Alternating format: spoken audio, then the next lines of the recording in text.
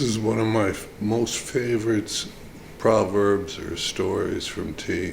And T would say something like, watch what you say because somebody might believe you. And of course, somewhere along the line, someone would ask the question, what does that mean? And T would explain it. He goes, oh, you didn't ever hear about, the great Kahuna in Basel. And of course, nobody ever heard about them. But T did. He would say, well, they were characters, and they were in illegal trade from the Mexican border. And the Big Kahuna got his nickname from trying to intimidate people, would always do bad things. About 60% of the time, whatever he was doing was okay, but the other 40% of the time he was swindling the people or trying to bully them and whatever.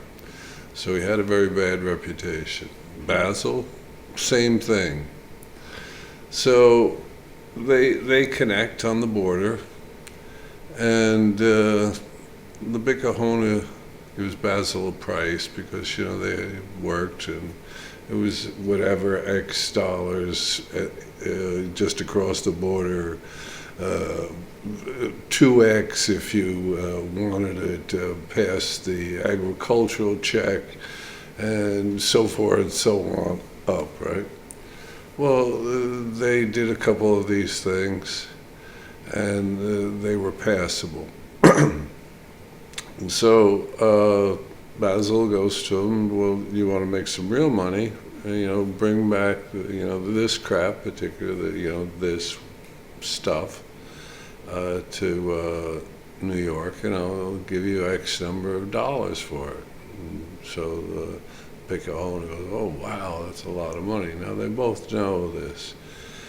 Big Kahuna turns around, and he knows the Basil's pulled a stunt on people where they bring stuff back to New York. Then he tells them he can't sell it, forces them to reduce their price so he can make a bigger profit. So the Big Kahuna is expecting Basil to rip him off. Basil knows that the Big Kahuna turns around and he intimidates everybody with his big size and super aggressive attitude. And everybody's back down from him, and he will come after you, and make you take a bad deal rather than sitting there and dealing with, his super aggression over something. So they both think they might get played from each other. Big Kahuna comes back, Basil checks him into the Chelsea hotel, and he says, I'll take the stuff over and I'll see what I can do. Takes it over, brings it to these two people who worked for people in New York, and then he went to a poker game. They came back in and told their boss, who was at the poker game too, that there was no deal to be made, period. So Basil said to the guys, can you go get the vehicle and bring it back to the Chelsea, and I'll meet you there. And he goes back to the Chelsea hotel, and he goes up to the room where the Big Kahuna was, knocks on the door and goes in. They all go in because these workers were just waiting for the ride back. And the Big Kahuna goes crazy. He says, you can't return it. And Basil says it's dog shit. The quality is not even there. It's not even worth anything to anybody here. And he goes, no, you're just trying to ring off. So they get into this big argument, and the Big Kahuna goes, well, listen, you got 24 hours to come up with my money, or I'm going to kill you. Do you understand? I'm not fooling around. You're not going to pull this shit on me. Big Kahuna thought, oh, I'm going to be tough.